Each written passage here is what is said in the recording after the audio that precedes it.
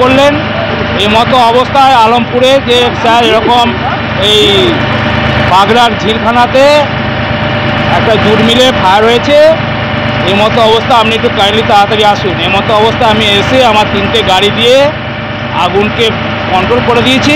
এই মতো অবস্থায় আমার কাজ এখন চলছে, যত সম্ভব আমি তাড়াতাড়ি কাজটাকে কী করে লাগলো সেটা আমি ঠিক বলতে পারবো না। তা আমি এসে দেখলাম যে বিরাট ভয়াবহ আগুন, সেই আগুনকে আমি যে তাড়াতাড়ি কন্ট্রোল করতে পেরেছি, এটাই আমার পক্ষে। না কোনো ক্যাজুয়ালিটি নেই, কোনো কিছু নেই।